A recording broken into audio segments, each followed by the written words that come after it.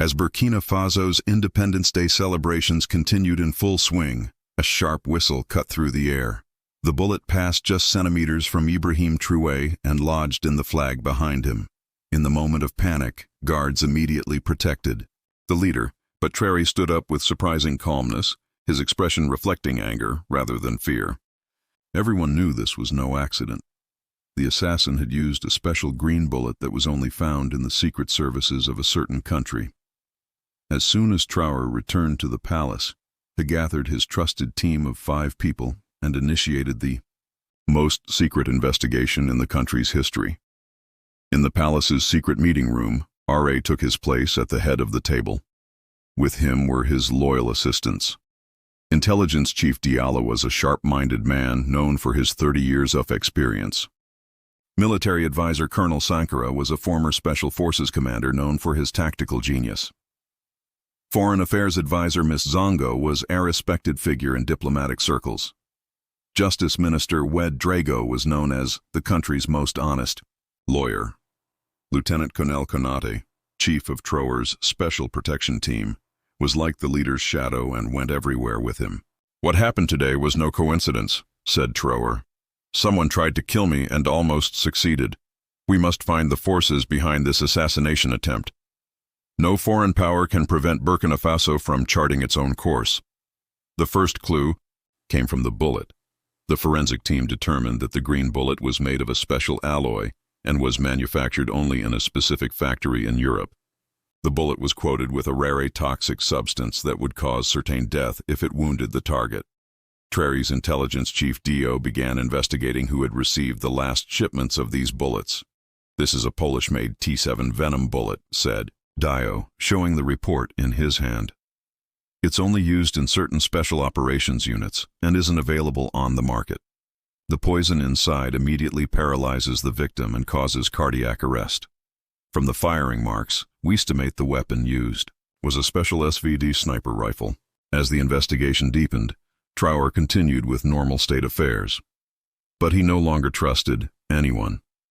He tasted his own food, used different vehicles instead of his car, and even attended meetings wearing armored vests.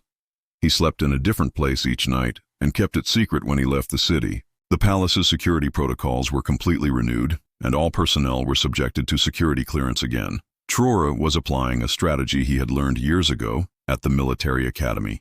If you want to know your enemy, analyze their attack pattern. Every night he worked for hours on files developing theories about who the assassin might be. He was rereading his country's history. Since the colonial period, Burkina Faso's natural resources had been exploited by Western powers. His recent restrictions on the privileges of French companies and rapprochement with China and Russia had created discomfort in the Western world. A week later, the first suspect emerged. Philippe Marot, a French diplomat, had made unusual travels in the country over the past 3 months. When his phone records were examined, it was discovered that he had sent encrypted messages from a region near the border on the day of the parade. When questioned, Marot claimed this was a diplomatic mission, but the French government did not confirm such a mission. "Mr. Ambassador, we expect an explanation," said Foreign Affairs Advisor Zongo in an official letter. "We demand transparency regarding the activities of diplomatic personnel. Otherwise, this situation will damage relations between the two countries." The French Ministry of Foreign Affairs immediately issued a statement. "Marot's activities are entirely within the framework of his official duties. We have no intention of interfering in Burkina Faso's internal affairs. We categorically reject the assassination allegations." However, this explanation did not satisfy anyone. France had repeatedly been documented supporting coups and assassinations in its former colonies in Africa. As the investigation progressed, Traoré and his team realized they were facing an international conspiracy. Burkina Faso's discovery of new lithium deposits and plans to grant operating rights to Chinese companies had disturbed Western powers. When the clues came together, it emerged that a multinational mining company was behind the assassination attempt. A company called Mineral Resources International has increased its activities in our country over the past 6 months. Colonel Sankara said at the meeting, the same company is active in other West African countries.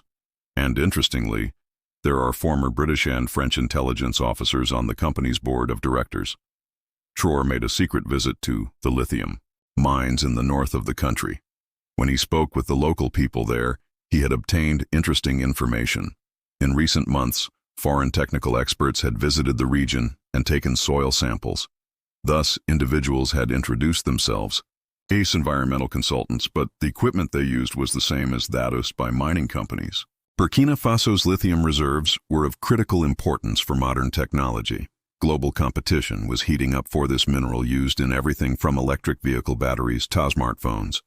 Traoré wanted to use this wealth of his country for the welfare of the people, but international companies were in favor of continuing the old colonial order.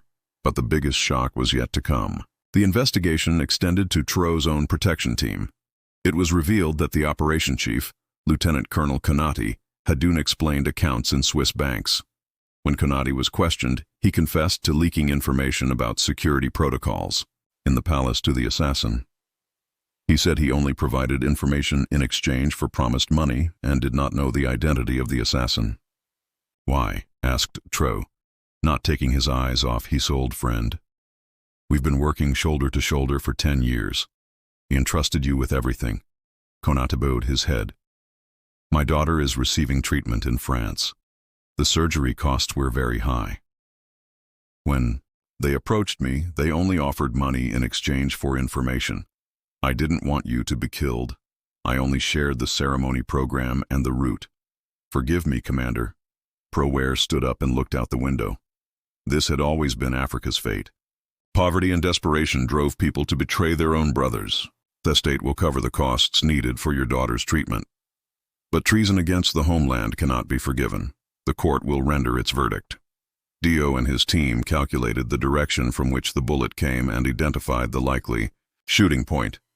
The sniper rifle left in the hotel room and some personal belongings provided clues to who it was. The fingerprints belonged to a Serbian sniper wanted in the international database. His name was Dragan Kovic, and he had been involved in assassination incidents in 3 different countries before. "Kovic is a professional killer," said Dio, opening the file in his hand. "He was trained in the former Yugoslav Special Forces. After the Bosnian War, he began working as a mercenary.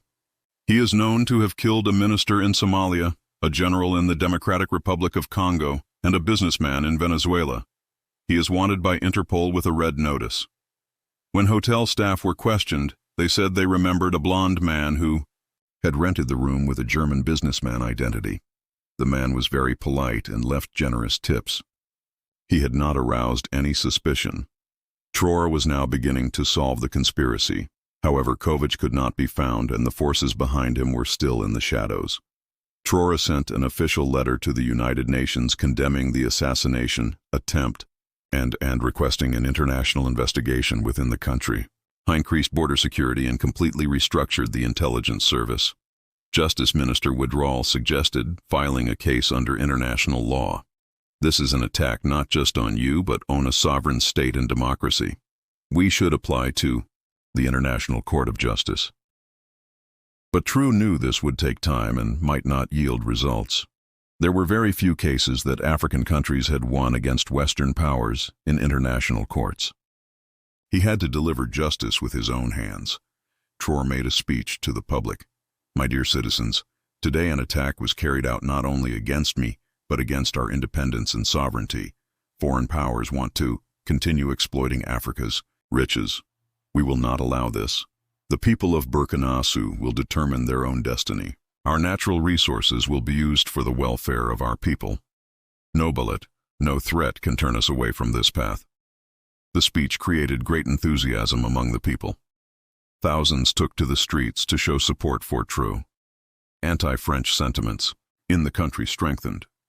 Students organized protest demonstrations in front of French cultural centers. A month later, Kovic's passport was found in a vehicle caught at the Ivory Coast border.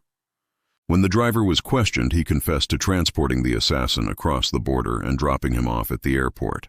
Kovic had boarded a plane to Paris.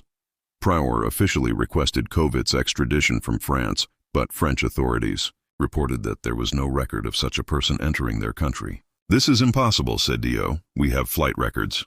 Kovic boarded that plane and landed in Paris. The French are protecting him. The Burkina Faso government took the issue to the international press. The world public began discussing the assassination attempt and the connections behind it. The African Union issued a condemnation on the matter and demanded a transparent investigation from France. Just then, a video was leaked to the Burkina Faso media.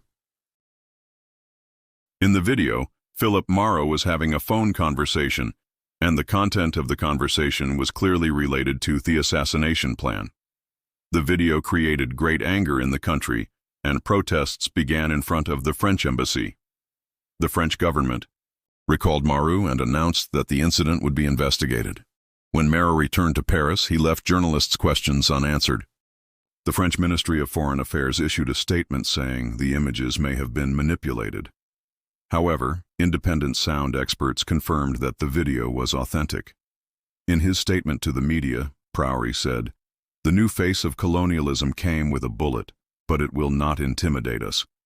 Backed by public support, the leader suspended the activities of French companies in the country and signed new military agreements with Russia.